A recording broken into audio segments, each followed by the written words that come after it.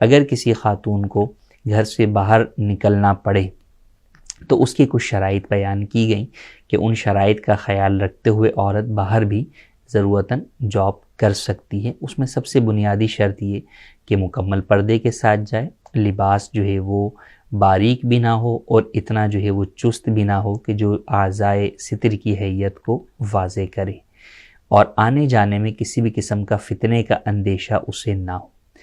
आने जाने में और जहाँ पर काम करती है वहाँ पर उसको किसी भी गैर महरम के साथ लम्हे भर के लिए भी अलहदगी में, तन्हाई में जमा होना ना पड़े।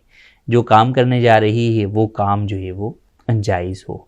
तो इन बातों का ख्याल करते हुए अगर कोई औरत जो है वो जॉब करती है तो वो कर सकती है। अब इसकी कई सूरतें फ़ी ज़माना हो सकती हैं, जैसे अल्हम्दुलिल्लाह अज़्ज़वजल दावत इस्लामी के तहत जो इदारे हैं ख़वातीन के, जामियातुल मदीना हैं, दारुल मदीना हैं, दीगर हैं, तो वहाँ पर कई ख़वातीन जो है वो जॉब जो है वो करती हैं। वहाँ पर पर्दे का पूरा निज़ाम होता है।